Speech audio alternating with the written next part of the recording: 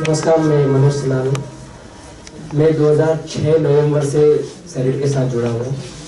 2006 नवंबर में के टाइम पे नेपाल में माओवादी जनयुद्ध बहुत उभार पे था, तो सारे नेपालियों को अक्सर पलायन होने के अलावा वहाँ से कोई रास्ता नहीं था, तो अपने ज़मीन से जुड़ना और वहीं जुड़ के कुछ काम करना वो संभव भी नहीं था।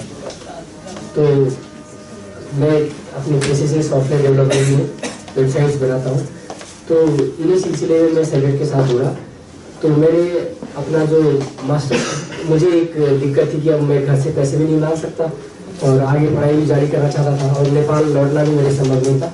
तो मैंने यहाँ सैरेड के साथ जब शुरू में जुड़ा तो मेरे को समझ नहीं आया कि क्या चीज़ है, और शुरू में इंडिया सोशल फोरम के टाइम पे मैं यहाँ जुड़ा, तो वो जो नज़ारा देखा कि वहाँ 10 टाइप के लोग हैं, नेपाली भी हैं, और भारत में कोई ऐसी जगह भी हो सकती है जहाँ नेपाली लोग नेपाली टोपी पहन के या नेपाल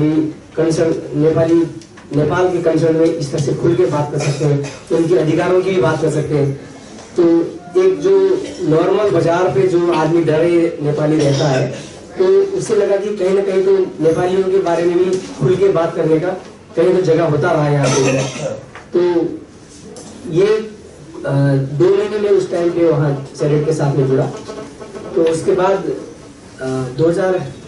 उसके 8 महीने बाद दोबारा से मुझे सैरेड में वेबसाइट बनाने के हिसाब से काम मिला। तो इससे मेरी जीवन प्रक्रिया एक टाइप से रूटीन पे आ गई कि मुझे जो नेपाल लौटना था वो भी नहीं हुआ। मैंने अपना MCA का पढ़ाई भी चालू रखा और साथ में काम भी करता रहा। तो मुझे एक टाइप से सेल्फ डिग्निटी का वो जो भाव है वो भी पैदा होने लगा कि अब मैं अपने आप पे डिपेंडेंट हूँ, कम से कम पढ़ाई भी चालू कर रहा हूँ। तो इस सिलसिले में जुड़ते हुए एक वेबसाइट बनाना और जो तकनीकी काम है, उसके अलावा मुझे विजय प्रताप जी ने शुरू में जब एक हिमालय स्वराज अभियान वेबसाइट बनाने के लिए कहा था, तो मुझे समझ ही नहीं आया कि हिमालय स्वराज अभियान क्या होता है। उसमें स्वराज केंद्र की बात थी और अल्मोड़ा के 2-4 जो स्वराज केंद्र थे उनकी नाम लिखने की बात थी, तो उसके अंदर क्या होना है। मुझे वेबसाइट्स के अंदर में 10 लिंक 15 लिंक होते हैं और उनको क्लिक करने के बाद नया खुलता है, तो ये चीज मुझे बनाना चाहिए। तो उसकी समझ क्या है, स्वराज केंद्र क्या होते हैं, ये स्वराज अभियान क्या होता है। तो मैं थोड़ा कंफ्यूज सा भी रहा था कि मेरे को तकनीकी हिसाब से ही इसको ज्यादा साउंड कैसे बनाना है। मेरा शुरू में ध्यान वहाँ होता था, जब धीरे धीरे समझने लगा तो मेरी रुचि वेबसाइट बनाना वो सब तो ठीक है, लेकिन और मेरी अपनी जो मेरा स्वभाव था उसमें भी मैं पहले सिर्फ कहीं सामाजिक पक्षों के साथ जुड़ा होता था, और मैंने कभी जिंदगी में ये भी सोचा था कि मैं राइटर बनूंगा। तो मुझे लगा कि ये फालतू का काम है, इसमें मतलब ज्यादा जीवन निर्वाह करने के लिए बहुत मुश्किलें होती है, तो ऐसे काम में नहीं लगना चाहिए, कुछ कमाने खाने के धंधे हो जाए तो उसके बाद लिखना चाहिए।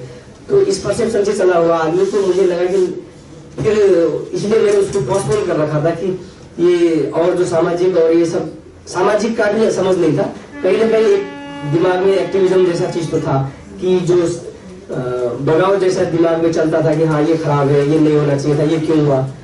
तो उसको एक्सप्लोर होने का और प्रस्फुटित होने का मौका सैरेड में आने के बाद मिला।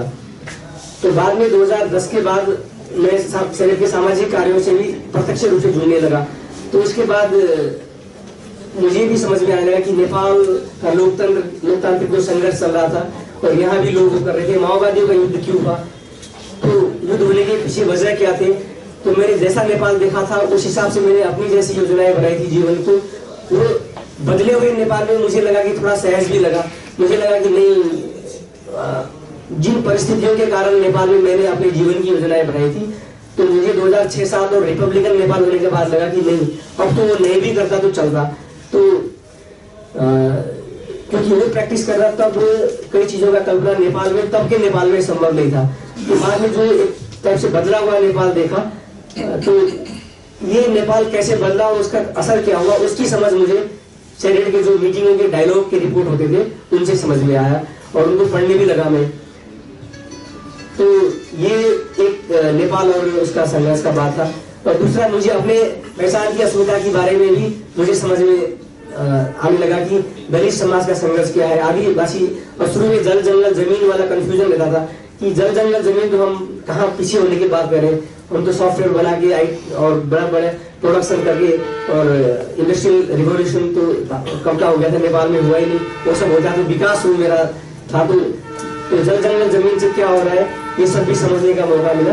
तो उसके बाद ये मैंने थोड़ा संक्षेप करना पड़ेगा। नेपाल में और हमने मीटिंगें भी की, तो नेपाल के सांसदों को, सभासदों को भी बुलाया, तो यहाँ से भी जाके ये सब किया।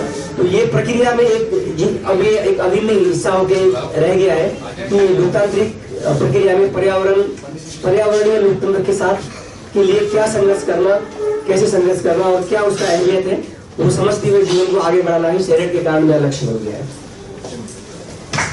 बहुत धन्यवाद।